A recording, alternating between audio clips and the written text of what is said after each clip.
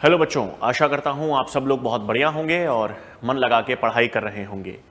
पुष्पीय पादपों में जनन के पार्ट 6 में बच्चों आप सब लोगों का बहुत बहुत स्वागत है। जैसा कि आपको याद होगा बच्चों, पिछले लेक्चर में हम लोग बीज निर्माण की बात कर चुके थे। हमने देख लिया था निषेचन के पश्चात जो बीजांड होता है वही क्या कहलाता है, बीज कहलाता है निषेचन के पश्चात।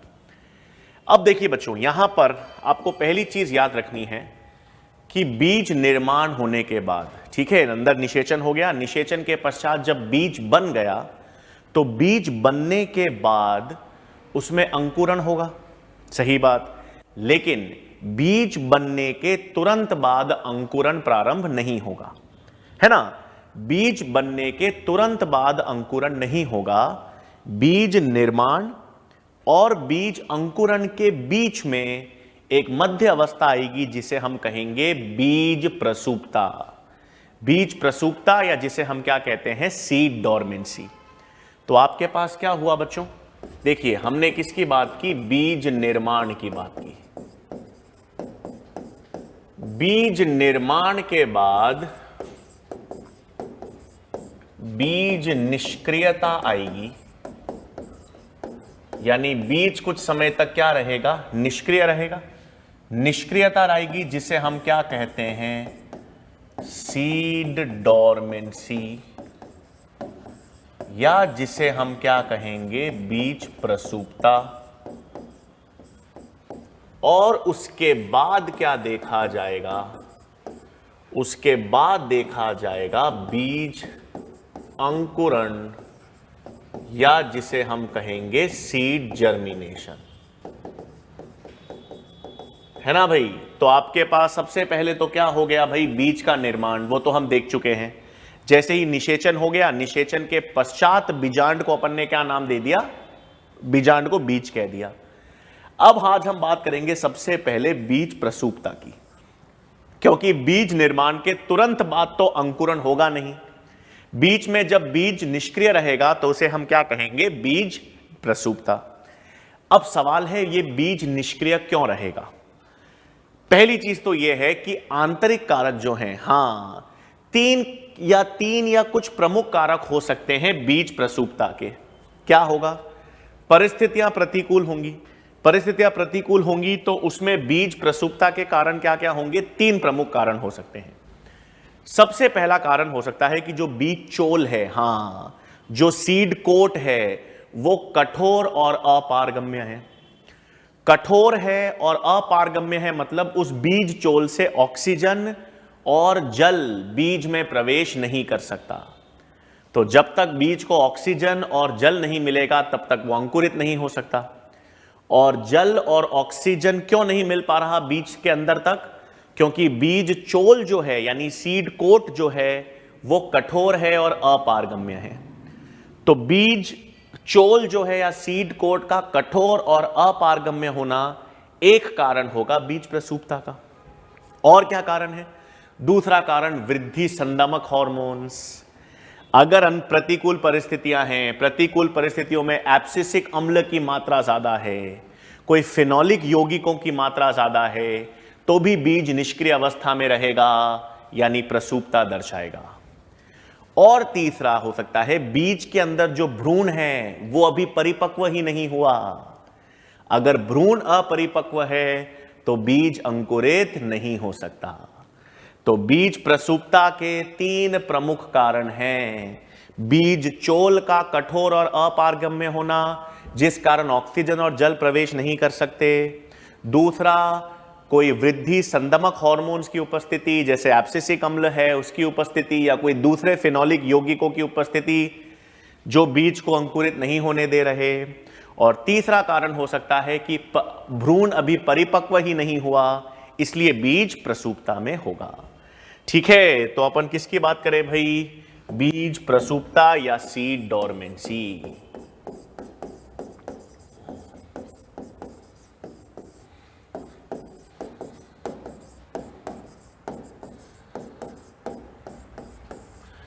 तो बीज निष्क्रिय यानी बीज प्रसूपता के कारण क्या क्या हो सकते हैं। बीज प्रसूपता के तीन प्रमुख कारण हैं। पहला तो है बीज चोल,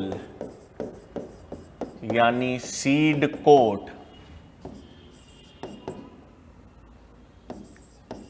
का कठोर व अपारगम्य होना। ठीक है, बीज चोल या सीड कोट का कठोर या अपारगम्य होना, इस कारण बीज प्रसूपता देखी जाती है। दूसरा, वृद्धि संदमक यौगिक जैसे एब्सिसिक अम्ल या फिनोलिक कंपाउंड्स, ये भी बीज प्रसूपता को प्रेरित करेंगे या अंकुरन को रोकेंगे। और तीसरा जो है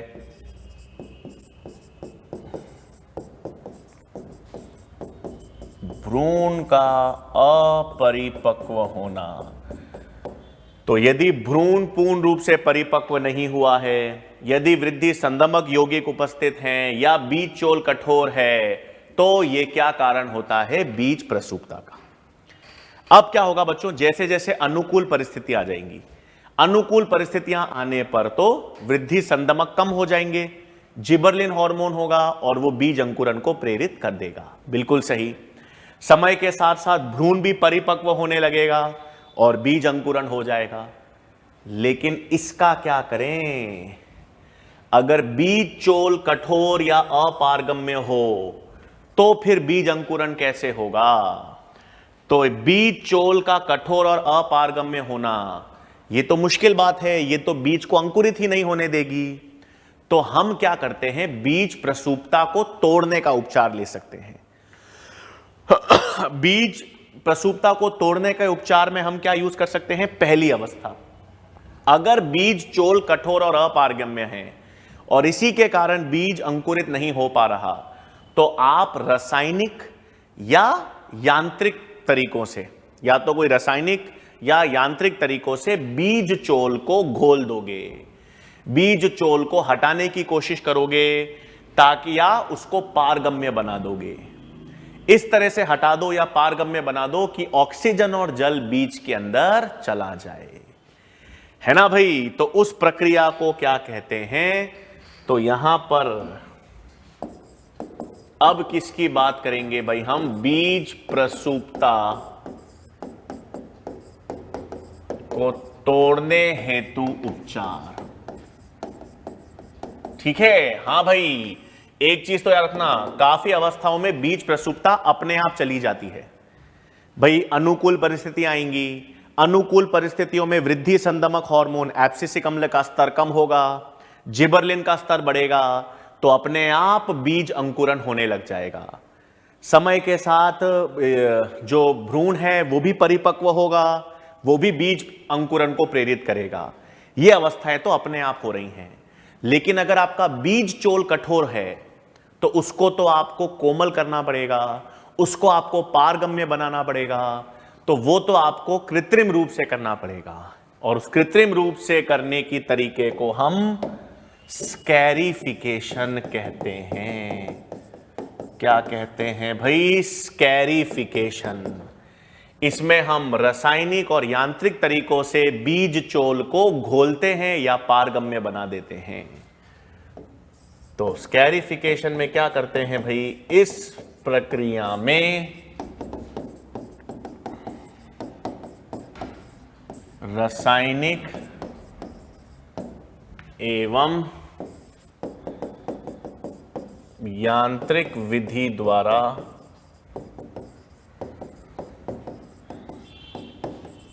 बीज चोल को घोला अथवा पारगम्य बनाया जाता है ना भाई? तो स्कैरिफिकेशन जो है ये एक ऐसी तकनीक है जिसमें हम रसायनों के द्वारा या यांत्रिक तकनीकों के द्वारा बीज चोल को घोलते हैं या उनको पारगम्य बनाते हैं ताकि बीज प्रसूपता टूट सके और अब क्या हो? बीज अंकुरण देखा जाए। ठीक है, तो बीज प्रसूपता को तोड़ने हेतु हमने कौन सी तकनीक यूज की है बच्चों? स्कैरिफिकेशन। ये कृत्रिम तरीका है। प्राकृतिक तरीके तो पादप अपने आप लाता है, वृद्धि संदमक हार्मोन्स का स्तर गिराएगा, वृद्धि प्रेरक हार्मोन्स यानी जिबरलिन का स्तर बढ़ाएगा, तो अपने आप बीज प्रसूपता देखी जाएगी। जैसे जैसे भ्रूण परिपक्व होगा वैसे वैसे अपने आप बीज अंकुरण देखा जाएगा। लेकिन बीज चोल को हटाने के लिए, उसको घोलने के लिए या पारगम्य बनाने की तकनीक स्कैरिफिकेशन। ठीक है भाई, फिर अपने पास आता है नेक्स्ट बीज अंकुरण। नेक्स्ट तकनीक कौन सी आती है भाई? अब नेक्स्ट विधि हमारे पास सीड जर्मिनेशन है ना। अब बीज अंकुरण के लिए आवश्यक चीजें तो याद रखना भाई, बीज अंकुरण के लिए सबसे प्रमुख चीजें चाहिए, वो जल और ऑक्सीजन। सबसे प्रमुख कारक जो बीज अंकुरण के लिए आवश्यक होंगे वो होंगे जल और ऑक्सीजन। तो यहां पर बीज अंकुरण के लिए आवश्यक कारक ऑक्सीजन और जल, ये सबसे प्रमुख हैं। तो सबसे प्रमुख कारक जो बीज अंकुरण के लिए चाहिए वो ऑक्सीजन और जल। हाँ, उसके अलावा पोषक पदार्थ तो चाहिए ही। पोषक पदार्थ चाहिए और सही तापमान। तो सही तापमान और पोषक पदार्थ तो हैं, लेकिन सबसे प्रमुख कारक जो बीज अंकुरण के लिए आवश्यक होंगे वो है ऑक्सीजन और जल। ठीक है। अब देखो बच्चों, वैसे तो बीज अंकुरण कहां पर होगा? वैसे तो बीज अंकुरण मृदा में होता है, सॉइल में होता है। सॉइल में बीज गिरते हैं और अंकुरित होते हैं।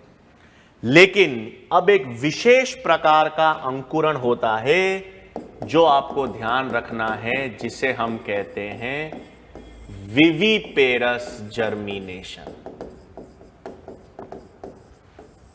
जिसे हम कहते हैं जरायुज अंकुरण।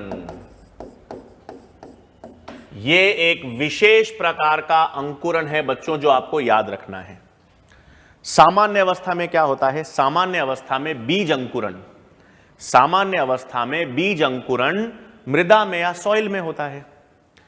लेकिन कुछ पादप होते हैं, जैसे मैंग्रोव। मैंग्रोव की वनस्पति या पादप ऐसे हैं जो अत्यधिक लवणीय मृदा में वृद्धि करते हैं। अब अत्यधिक लवण वाली मृदा में वो वृद्धि करते हैं, तो लवण वाली मृदा में बीज अंकुरण होना मुश्किल होता है, क्योंकि इतना लवण जो है वो बीज को अंकुरित होने नहीं देगा, क्योंकि सारा लवण तो खुद जल खींच लेगा, तो बीज के लिए जल उपलब्ध होगा नहीं। तो ऐसी अवस्था में पादप क्या करता है? पादप में जो बीज का अंकुरण है वो मुख्य पादप से जुड़े रहने पर ही हो जाता है।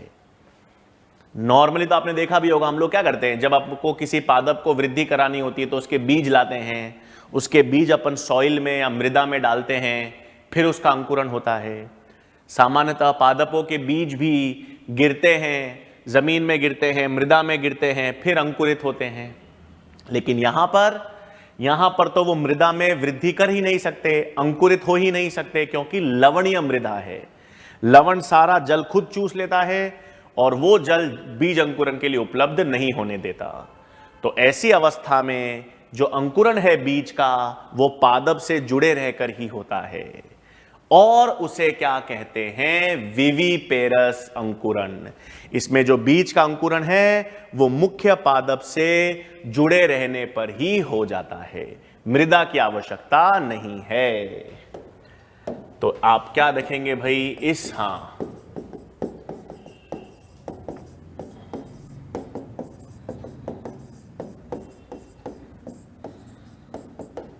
ठीक है, इस प्रकार के अंकुरण में बीज अंकुरण मुख्य पादप से जुड़े रहते ही होता है। ठीक है, ये किसमें इसका उदाहरण क्या है भाई? इसके उदाहरण है मैंग्रोव पादप। ठीक है, जिसमें आपके पास क्या आते हैं? राइजोफोरा और सोनेरेशिया। ये सब कैसे पादप हैं बच्चों? मैंग्रोव पादप, क्योंकि ये कहां पे पाए जाते हैं?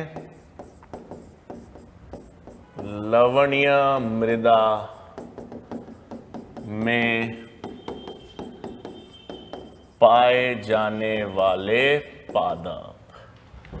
तो लवणीय मृदा में पाए जाने वाले पादप जो हैं, उनमें बीज अंकुरण मुख्य पादप से जुड़े रहने पर ही होता है, और उसे हम क्या कहते हैं? उसे हम जरायुज अंकुरण कह देते हैं। ठीक है भाई, अब जरायुज अंकुरण तो हो गया। अब क्या याद रखना है? हां, अब नेक्स्ट आता है हमारे पास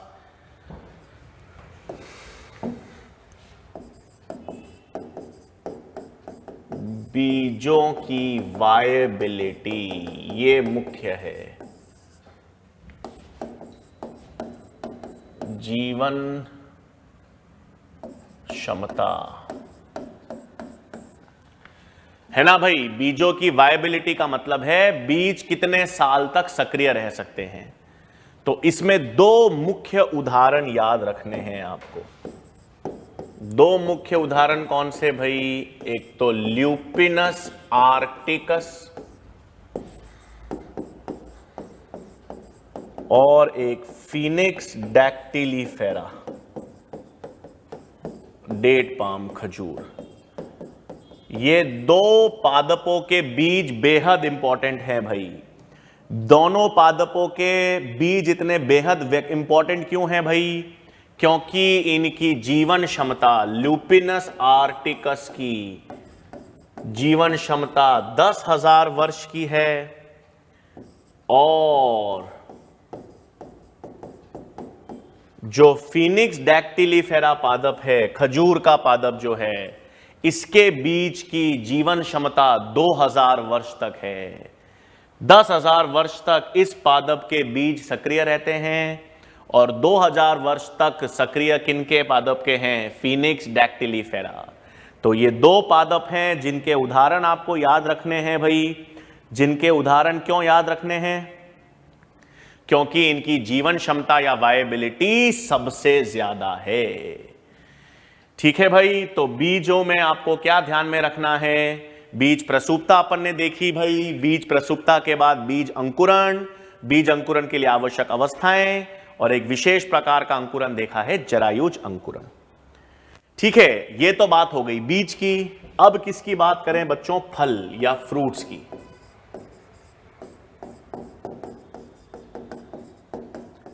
अब जब हम फलों की बात, देखो बच्चों, बीज और फल, सीड और फ्रूट्स का हम लोग डिटेल जो है ना वो आकारिकी या मॉर्फोलॉजी में तो पढ़ेंगे ही।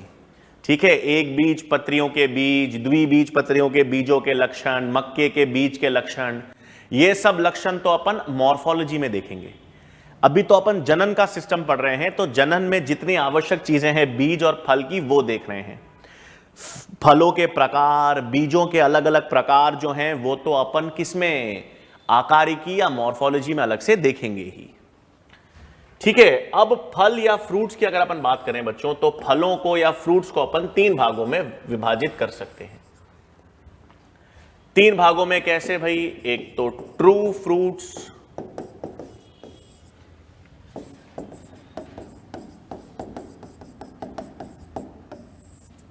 फॉल्स फ्रूट्स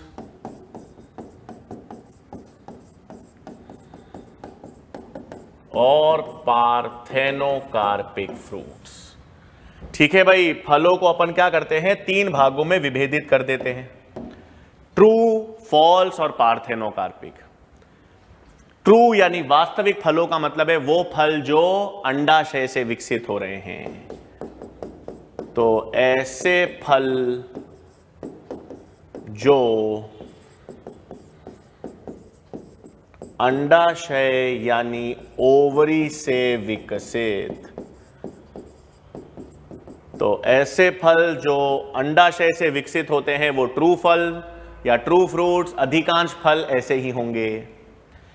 फॉल्स फ्रूट्स का मतलब है, कूट फल का मतलब है कि ये अंडाशय से विकसित नहीं होंगे भाई, अंडाशय के अलावा थैलेमस, कैलिक्स या कोरोला से।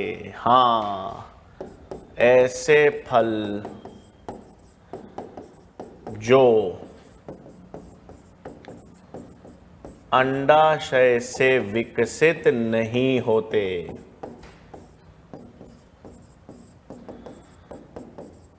तो कहां से होंगे? थैलेमस, कैलिक्स या कोरोला से, इनसे विकसित होंगे।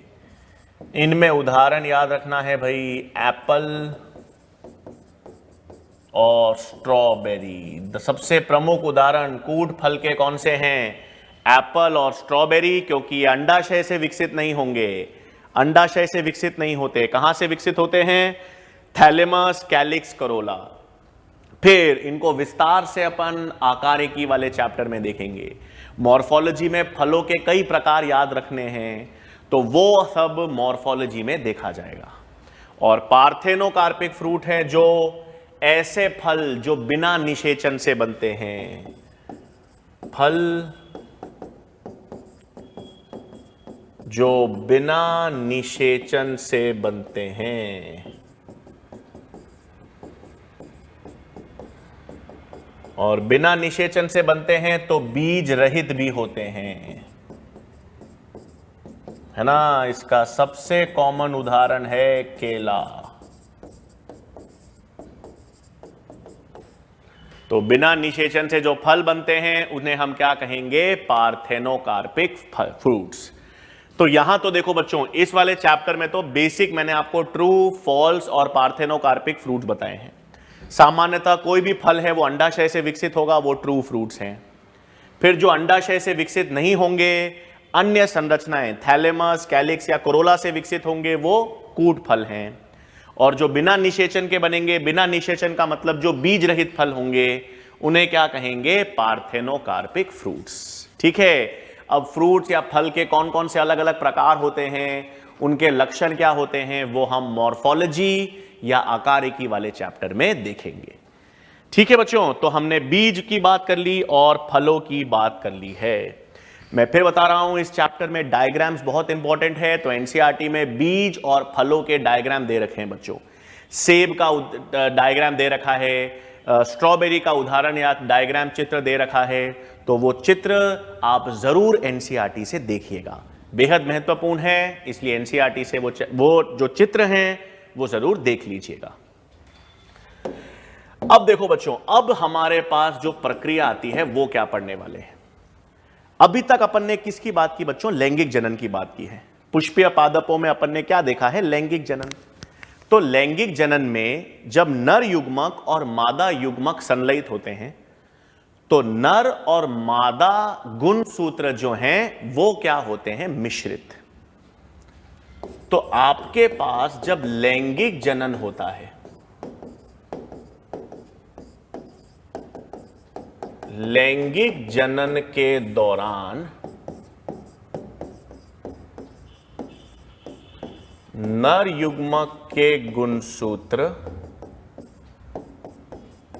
एवं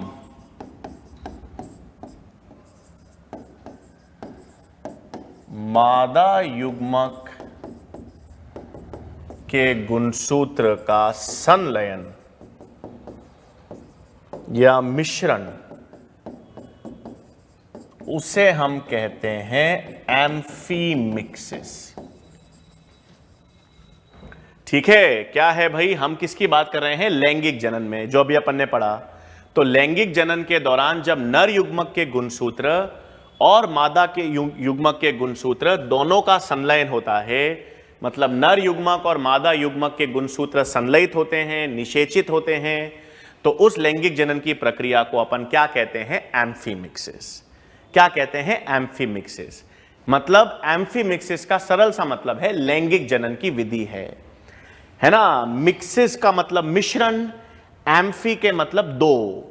तो नर और मादा युग्मक के गुणसूत्र मिश्रित हो रहे हैं, संलयित हो रहे हैं लैंगिक जनन के दौरान, इसे हम कहते हैं एम्फीमिक्सिस।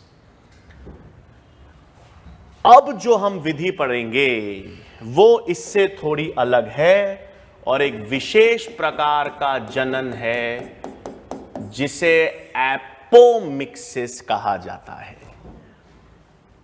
मिक्सिस तो ठीक है, पता है मिश्रण, एपो का मतलब बिना, बिना मिश्रण, बिना संलयन, बिना निषेचन, यानी एपोमिक्सिस एक ऐसे विशेष प्रकार का जनन है, एक ऐसा विशेष प्रकार का जनन है जिसमें निषेचन नहीं होता। ठीक है, तो एपोमिक्सिस बिल्कुल उल्टा है, विशिष्ट प्रकार का जनन जिसमें निषेचन यानी संलयन नहीं देखा जाता।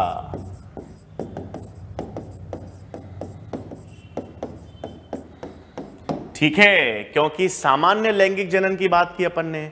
सामान्य लैंगिक जनन में तो क्या होगा, नर युग्मक है, मादा युग्मक है, दोनों युग्मकों के गुणसूत्रों का निषेचन या संलयन होता है, इसलिए उसको एम्फीमिक्सिस कहते हैं। जब ऐसा निषेचन ना हो, संलयन ना हो, तो उसे कहते हैं एपोमिक्सिस। अब यह एपोमिक्सिस किन में पढ़ते हैं भाई, एस्टेरेसी कुल के पुष्पों में और पादपों में और ग्रासेस। तो एनसीईआरटी के उदाहरण ही याद रखने हैं। एस्टेरेसी और ग्रासेस में क्या देखा जाता है, एपोमिक्सिस। मतलब है तो ये अलैंगिक जनन ही, ये है तो अलैंगिक जनन ही। तो आपको याद रखना है यह एक प्रकार का अलैंगिक जनन हुआ ना, ये एक प्रकार का अलैंगिक जनन ही क्यों हुआ भाई, क्योंकि इसमें निषेचन नहीं है, इसमें निषेचन या संलयन नहीं देखा जाता। मैंने आपको बार बार बताया है, वास्तविक लैंगिक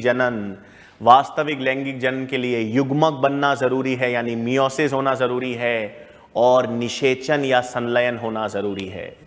तो यदि वो पादपों में हो या जंतुओं में एक ही बात है, होना जरूरी है। तो अगर इनमें निषेचन नहीं हो रहा तो ये एक प्रकार का क्या हुआ भाई, अलैंगिक जनन। निषेचन नहीं हो रहा तो ये एक प्रकार का क्या हो गया, अलैंगिक जनन। अब एपोमिक्सिस के प्रकारों की बात करेंगे अपन।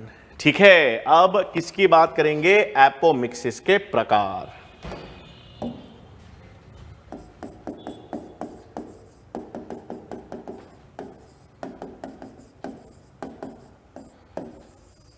ठीक है, अब ध्यान से, एपोमिक्सिस के प्रकार में पहला अपन देखते हैं जिसे हम कहते हैं नॉन रेकरेंट एपोमिक्सिस, या जिसे हम कह देते हैं एपोगेमी। ठीक है, एपोमिक्सिस के प्रकार में हम पहला क्या देख रहे हैं बच्चों, नॉन रेकरेंट एपोमिक्सिस, या जिसे एपोगेमी कहते हैं। क्या मतलब है अभी बताता हूं, सुनो। अपन ने क्या पढ़ा था, अपन ने सामान्यतः पढ़ा था एमएमसी। सामान्य याद करो बच्चों, एमएमसी क्या पढ़ा था अपन ने, मेगास्पोर मदर सेल बताया था, बिल्कुल।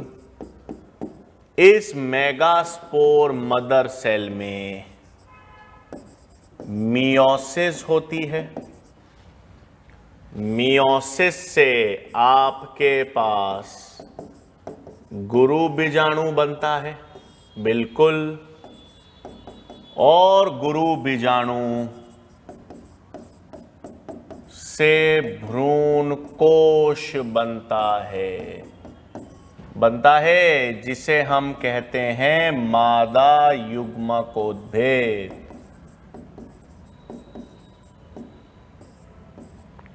ठीक है, यह तो पढ़ा था।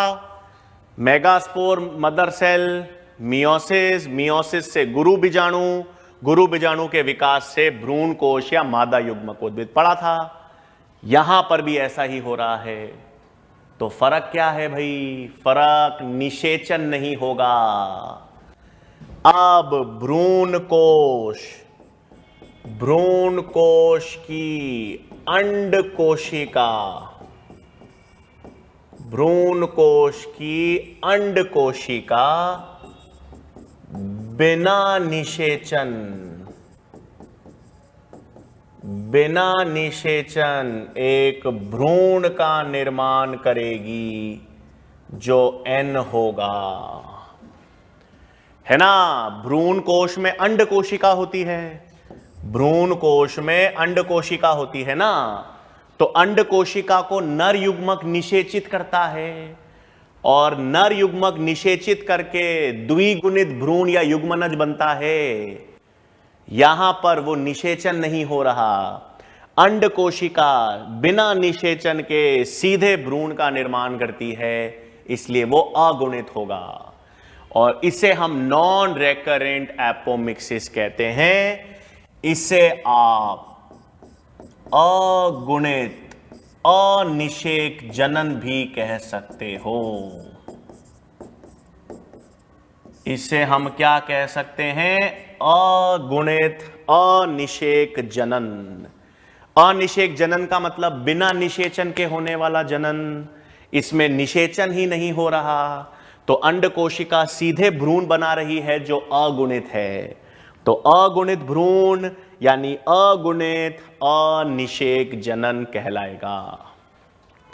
तो क्या हुआ? नॉन रेकरेंट एपोमिक्सिस या एपोगेमी में मेगास्पोर मदर सेल है 2n, अर्धसूत्री विभाजन मियोसिस इसमें हुआ, गुरु बीजाणु बना, गुरु बीजाणु ने भ्रूण कोश बनाया मादा युग्मकोद्भिद।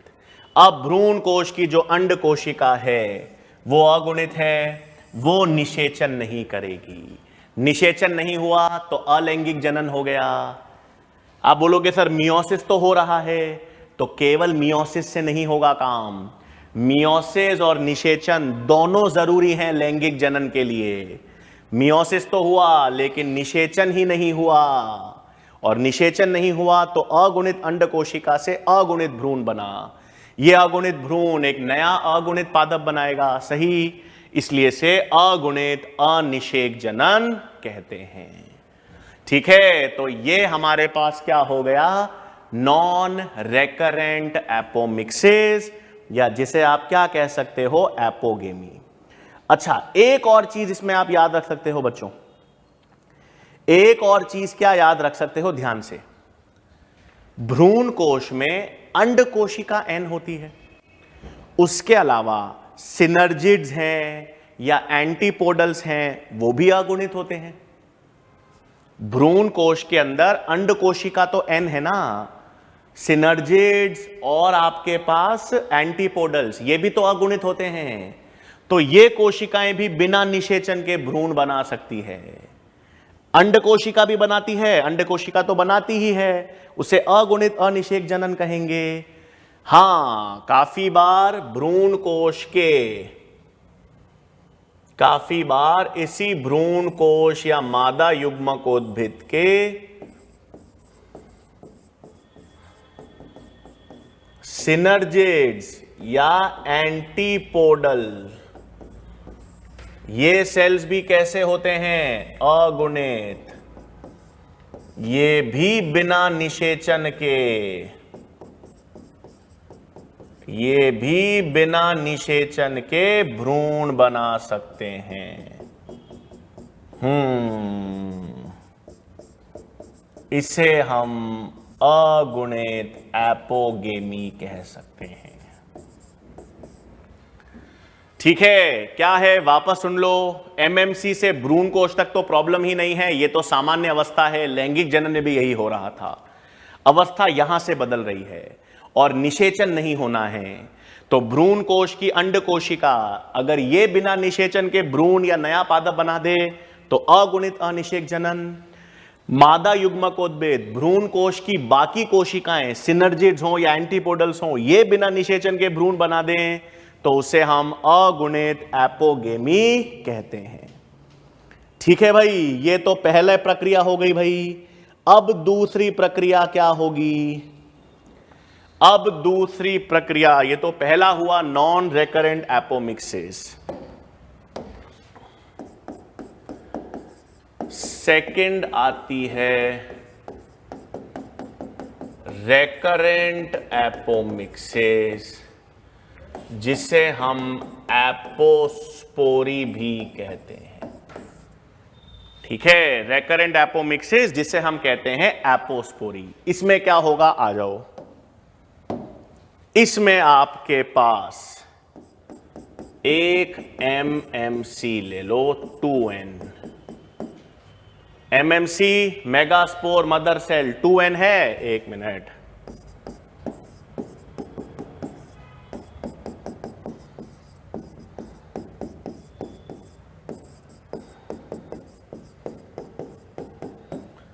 अब इसमें मियोसिस नहीं होगी, मियोसिस नहीं। अगर मियोसिस नहीं हुई तो आपके पास जो गुरु बीजाणु बना वो 2n हुआ, है ना भाई। अगर मेगास्पोर मदर सेल में मियोसिस नहीं हुई तो बिना मियोसिस के जो गुरु बीजाणु बनेगा वो 2n होगा ना। और अब ये गुरु बीजाणु विकसित होकर जो भ्रूण कोश बनाएगा, मतलब मादा युग्मकोद्भिद बनाएगा, वो भी 2n होगा। इसमें मियोसिस भी नहीं हो रहा, वहां तो मियोसिस हुआ था इसलिए अगुणित था। यहां पर मेगास्पोर मदर सेल है, मेगास्पोर मदर सेल में मियोसिस नहीं हुआ, मियोसिस नहीं हुआ तो एक द्विगुणित गुरु बीजाणु बना। ये द्विगुणित गुरु बीजाणु भ्रूण कोश या मादा युग्मकोद्भिद बनाता है जो 2n है। अब इसमें क्या होगा, इसमें अंड कोशिका 2n ही तो रहेगी। अब ये अंड कोशिका बिना निषेचन के भ्रूण बना दे।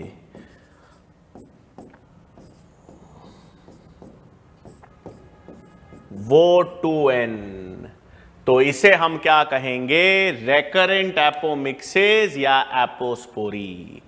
हां, इसको आप और क्या कह सकते हो, इसे आप द्विगुणित अनिषेक जनन भी कह सकते हो,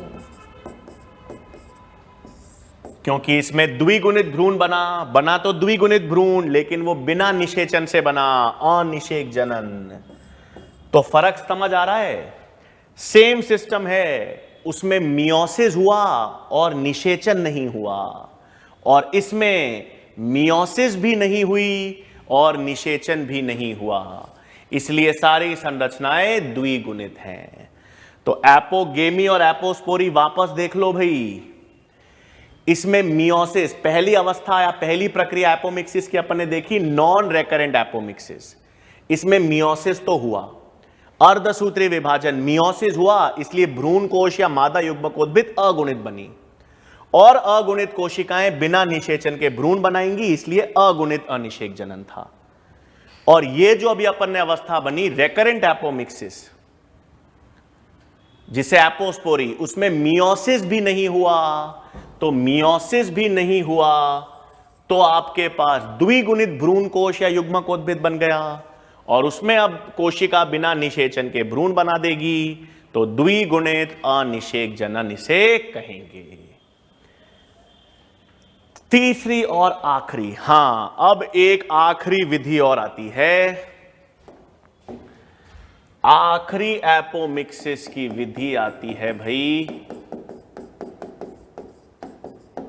एडवेंटिव एम्ब्रियोनी। ठीक है, इसमें क्या होगा सुनो, इसमें भी आसान है। इसमें आपको याद होगा न्यूसेलस या इंटेग्यूमेंट्स, अध्यावरण। न्यूसेलस या इंटेग्यूमेंट्स की कोशिकाएं एक्सक्यूज मी 2n होती हैं, पढ़ा था ना, न्यूसेलस हो या इंटेग्यूमेंट्स हो। तो न्यूसेलस या अध्यावरण की कोशिकाएं कैसी होती हैं बच्चों? द्विगुणित होती हैं। अब ये कोशिकाएं बिना मियोसिस और बिना निषेचन के यदि सीधे भ्रूण बना दें तो इसे क्या कहते हैं? Adventive embryony. क्या हुआ भाई? बहुत आसान है क्या? ऐसा होता है, हां देखा जाता है भाई, ऐसा पादपों में होता है, तभी तो पढ़ रहे हैं। तो न्यूसेलस या अध्यावरण है, न्यूसेलस या इंटेग्यूमेंट्स की द्विगुणित कोशिकाएं हैं। वो द्विगुणित कोशिकाएं बिना मियोसिस और बिना निषेचन के सीधे भ्रूण का निर्माण कर दें तो उसे हम क्या कहते हैं? Adventive embryony. इसे क्या कहेंगे भाई? एडवेंटिव एम्ब्रियोनी कहेंगे। ठीक है, तो निषेचन किसी में भी नहीं हो रहा। ये तीनों किसके प्रकार देखे भाई? ये तीनों एपोमिक्सिस के प्रकार हैं। एपोमिक्सिस के प्रकार नॉन रेकरेंट है, रेकरेंट एपोमिक्सिस और एडवेंटिव एम्ब्रियोनी। अब एपोमिक्सिस का फायदा क्या है भाई? अगर पादपों में एपोमिक्सिस का फायदा क्या है? एपोमिक्सिस के महत्व भाई, लैंगिक जनन के महत्व तो सुनो, लैंगिक जनन के तो महत्व हैं। लैंगिक जनन जब पादपों में होता है तो मियोसिस होगा, निषेचन होगा, तो आनुवांशिक विविधता आएगी, आनुवांशिक विभिन्नता आएगी, नए लक्षण आएंगे, पुनर्योजन देखा जाएगा। ये तो लैंगिक जनन का फायदा है। एपोमिक्सिस है तो एक अलैंगिक जनन, तो इसका फायदा क्या है भाई? इसमें आपके पास निषेचन हो नहीं रहा, पुनर्योजन हो नहीं रहा, तो नए लक्षण तो नहीं आएंगे। तो नए लक्षण नहीं आएंगे तो फायदा क्या है भाई? फायदा दो जगह है। सुनो, आप चाहते हो कि आप एक पादप का अध्ययन कर रहे हो और आपने देखा यार इस पादप में अभी जो लक्षण है ना वो बहुत अच्छे हैं, इस पादप में बहुत अच्छे लक्षण मौजूद हैं और अभी फिलहाल तो मैं नहीं चाहता कि इसमें लक्षणों का कोई परिवर्तन हो या कोई पुनर्योजन हो। तो अगर आपको एक समय पर एक पादप के लक्षण अच्छे लग रहे हैं और आप नहीं चाहते कि उनमें कोई बदलाव या परिवर्तन आए कुछ समय तक, तो उसकी एपोमिक्सिस ही करवाओ, क्योंकि एपोमिक्सिस में लैंगिक जनन तो है नहीं, पुनर्योजन होगा नहीं, नए लक्षण आएंगे नहीं, पुराने लक्षण संरक्षित रहेंगे, तो आप एपोमिक्सिस कर सकते हो। दूसरा, मान लो आपने संकरित बीज बना लिए। अब अगर आपने, यदि आपने संकरित बीज बना लिए तो संकरित बीज का सामान्य लैंगिक जनन अगर आप कराओगे तो अर्धसूत्री विभाजन से लक्षणों का पृथक्करण होगा, लेकिन अगर उनका एपोमिक्सिस कराओगे तो कोई पृथक्करण नहीं होगा, कोई पुनर्योजन नहीं होगा। जैसे के जैसे लक्षण आपने लिए हैं वैसे के वैसे लक्षण आपको अगली पीढ़ी में मिलते रहेंगे। तो एपोमिक्सिस का महत्व तब है जब आप लक्षणों में परिवर्तन नहीं चाहते, आप लक्षणों को संरक्षित रखना चाहते हो, आप जैसा है वैसा ही रहने देना चाहते हो, है ना? ऑब्वियस ही बात है, आपको जो जैसे लक्षण हैं वैसे ही अगली पीढ़ी में चाहते हैं, वैसे ही उससे अगली पीढ़ी में चाहते हैं, कोई विविधता, कोई परिवर्तन नहीं चाहते। तब किसका महत्व आ जाता है? एपोमिक्सिस का। तो एपोमिक्सिस में क्या हो रहा है बच्चों? लक्षणों का संरक्षण। मतलब जैसे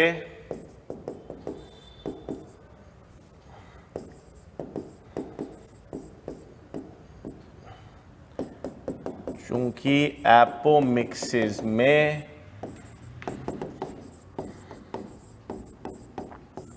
पृथक्करण एवं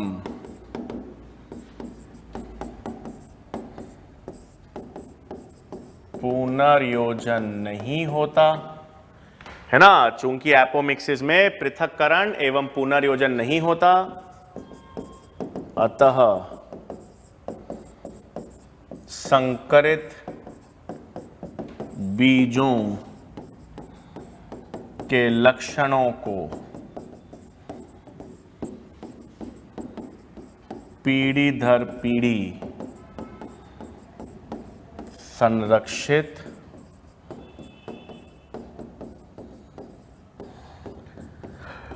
किया जा सकता है ना।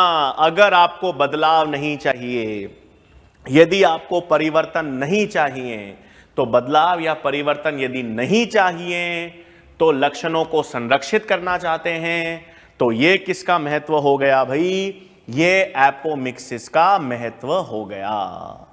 ठीक है, तो ये तो अपन ने किसकी बात कर ली भाई? एपोमिक्सिस की बात कर ली है। अब एपोमिक्सिस के बाद नेक्स्ट प्रक्रिया की अपन बात करें तो वो है पॉलीएम्ब्रियोनी। पॉलीएम्ब्रियोनी या जिसे हम कहते हैं बहुभ्रूणता। ठीक है, हां, एक से अधिक भ्रूण, एक से अधिक भ्रूण का निर्माण क्या कहलाएगा? बहुभ्रूणता या पॉलीएम्ब्रियोनी। तो एक से अधिक भ्रूण का निर्माण, एक से अधिक भ्रूण का निर्माण क्या कहलाता है? बहुभ्रूणता या पॉलीएम्ब्रियोनी। सबसे इंपॉर्टेंट उदाहरण है सिट्रस फल, मैंगो, अनियन यानी एलियम, क्रोटोलेरिया। ये कुछ पादप हैं जिसमें क्या देखी जाती है भाई? बहुभ्रूणता देखी जाती है, जिनमें एक से अधिक भ्रूण का निर्माण होता है। अब एक से अधिक भ्रूण का निर्माण कैसे होता है भाई? एक से अधिक भ्रूण का निर्माण कैसे होगा? आओ देखें।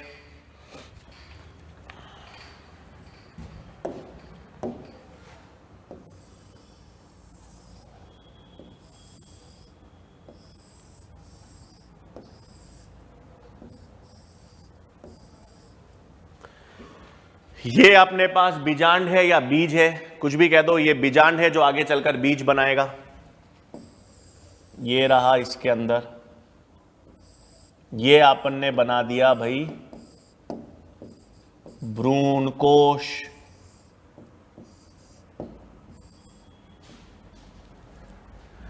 अब हमें पता है ये एक अंड कोशिका है। इस अंड कोशिका को एक नर युग्मक निषेचित कर कर एक भ्रूण तो बनेगा ही। ये आपके पास एक भ्रूण बन गया, ठीक है ना।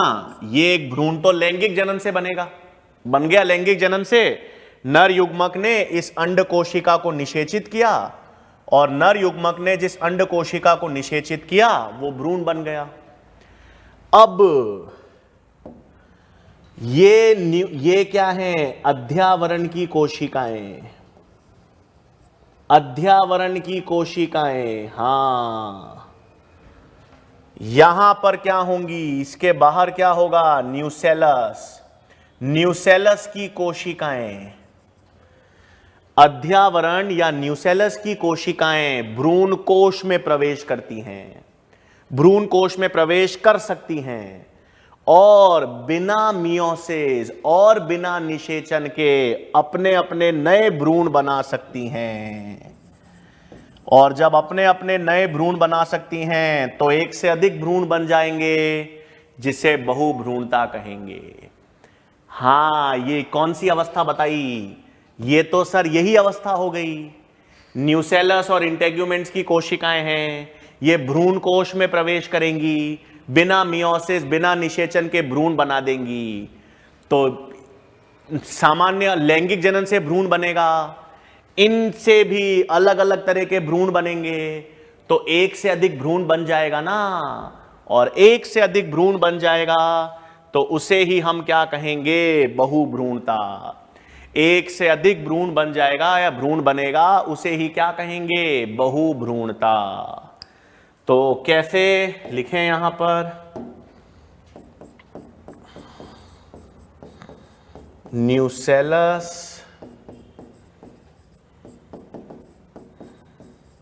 एवं इंटेग्यूमेंट्स की द्विगुणित कोशिकाएं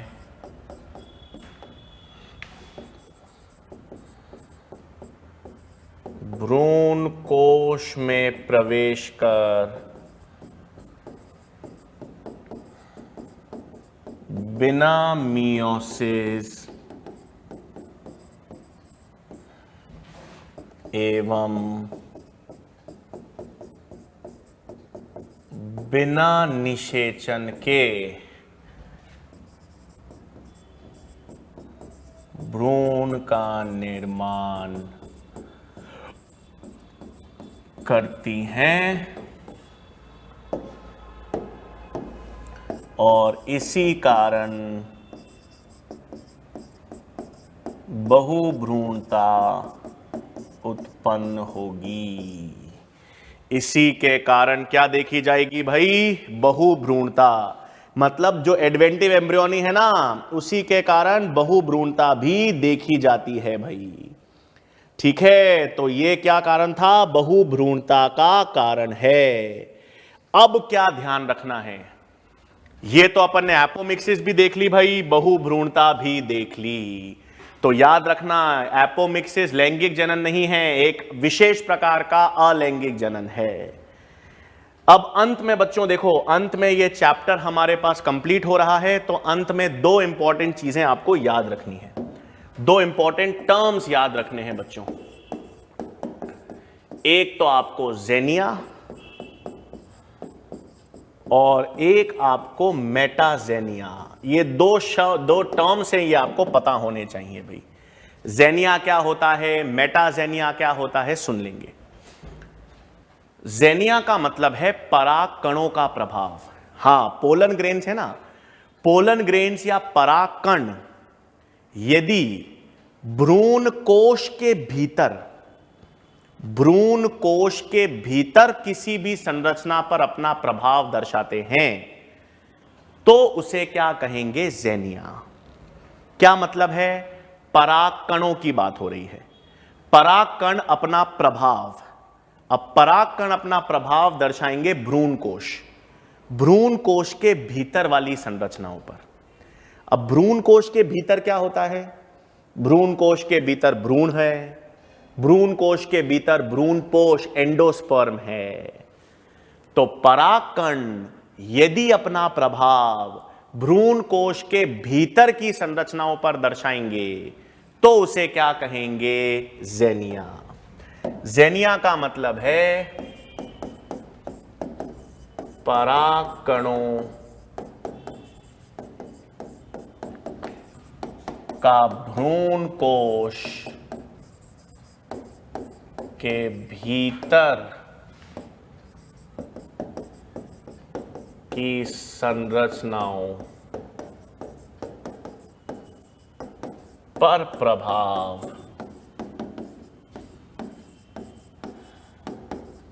जेनिया कहलाता है ना। क्या है भाई? पराग कण की बात हो रही है। पराग कणों का प्रभाव हम कहां पे पढ़ रहे हैं? पराग कणों का प्रभाव अपन पढ़ तो भ्रूण कोश पे रहे हैं, लेकिन भ्रूण कोश की कौन सी संरचनाओं पे पढ़ रहे हैं भाई? जो भ्रूण कोश के अंदर है। भ्रूण कोश के अंदर मतलब भ्रूणपोष पर उसका प्रभाव हो गया वो, मतलब पराग कणों का प्रभाव भ्रूणपोष पर हो रहा है। परागकणों का प्रभाव भ्रूणपोष पर पड़ रहा है, एंडोस्पर्म पर पड़ रहा है, तो उसे क्या कहोगे? ज़ेनिया। ये कहां पे देखा जाता है भाई? ये मेज या मक्के में देखा जाता है। ठीक है, फिर होता है मेटाजेनिया। मेटा में भी परागकणों का प्रभाव भ्रूण कोश पर होगा, लेकिन भ्रूण कोश के बाहर वाली संरचनाओं पर। भ्रूण कोश के बाहर मतलब न्यूसेलस या इंटेग्यूमेंट्स पर प्रभाव। तो मेटाजेनिया क्या हो गया भाई? परागकणों का भ्रूण कोश के भीतर की संरचनाओं पर प्रभाव, के बाहर की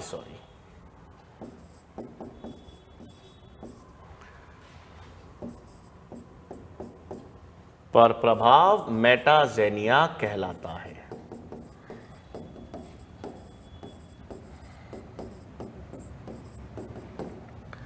ठीक है, तो परागकणों का भ्रूण कोश के भीतर की संरचनाओं पर प्रभाव जेनिया, और परागकणों का भ्रूण कोश के बाहर की संरचनाओं पर प्रभाव मेटाजेनिया कहलाता है। यह खजूर में मिलता है भाई। यह प्रभाव खजूर के पादप या डेट पाम पर देखा जाएगा। ठीक है, तो ये दो प्रमुख चीजें जेनिया और मेटाजेनिया देखी जाती, क्या कहलाती है। ठीक है बच्चों, तो इस हिसाब से हमारे पास ये जो चैप्टर है, ये जो पुष्पीय पादपों में जनन है, वो हमने कंप्लीट कर लिया है। देखो बच्चों, अपन ने पादप जगत देख लिया था ना, तो पादप जगत में अपन ने शैवाल, ब्रायोफाइट्स, टेरिडोफाइट्स, जिम्नोस्पर्म्स और आवृत बीजियों के लक्षण देखे थे। फिर आवृत बीजियों के साथ साथ हमने पूरा आवृत बीजियों में जनन की बात कर ली भाई। ठीक है, आवृत बीजियों में हमने आज सबसे पहले तो बीज प्रसूपता की बात की कि बीज बन तो गया लेकिन बनने के बाद कुछ निष्क्रिय अवस्था में रहेगा। फिर बीज प्रसूपता को तोड़ने के लक्षण हमने देखा, स्कैरिफिकेशन, जिसमें बीज चोल को हमने घोल दिया। फिर एक विशेष प्रकार का अंकुरन देखा हमने, जरायुज अंकुरन, या जिसे कहते हैं विविपेरस अंकुरन। फिर हमने फलों की बात की, और फिर लैंगिक जनन के बाद विशेष प्रकार का एक अलैंगिक जनन देखा, जिसे हमने एपोमिक्सिस कहा। एपोमिक्सिस के अपन ने 3 विशेष प्रकार देखे, और अंत में अपन ने किसकी बात की भाई? बहुभ्रूणता की बात की। तो बच्चों, ये चैप्टर जो है लैंगिक जनन जो है पुष्पीय पादपों में, वो अपन ने देख लिया है। अब जो नेक्स्ट चैप्टर है बच्चों, ये चैप्टर तो हमारा पूरा कंप्लीट हो गया है। नेक्स्ट टॉपिक जो हम लेंगे वो हम लेंगे इकोलॉजी। बिल्कुल सही बच्चों। अभी हाँ, नेक्स्ट चैप्टर हम लोग एनिमल किंगडम या जंतु जगत नहीं ले रहे। उसका एक कारण है, क्योंकि जंतु जगत जो है वो हम इकोलॉजी के बाद आराम से कर लेंगे, क्योंकि उसमें समझने लायक कुछ चीज नहीं है, केवल उदाहरण है। तो इकोलॉजी जो है बच्चों, वो नेक्स्ट चैप्टर या नेक्स्ट टॉपिक हमारा इकोलॉजी इसलिए हम लेंगे क्योंकि इकोलॉजी में कुल मिलाकर 4 चैप्टर्स हैं, और नीट या एम्स में 10 से 12 प्रश्न इकोलॉजी के आते हैं। तो इकोलॉजी एक बेहद इंपॉर्टेंट और बड़ा यूनिट है, और इसमें 10 से 12 प्रश्न जो हैं वो नीट में पूछे जाते हैं। तो इसलिए जो नेक्स्ट टॉपिक है या जो नेक्स्ट लेक्चर होगा, वहां से हम इकोलॉजी चालू करेंगे, और उसके बाद फिर हम जंतु जगत और बचे कुचे चैप्टर्स देखेंगे। तो नेक्स्ट टॉपिक में, नेक्स्ट लेक्चर में हम इकोलॉजी में मुलाकात होगी बच्चों। Thank you very much.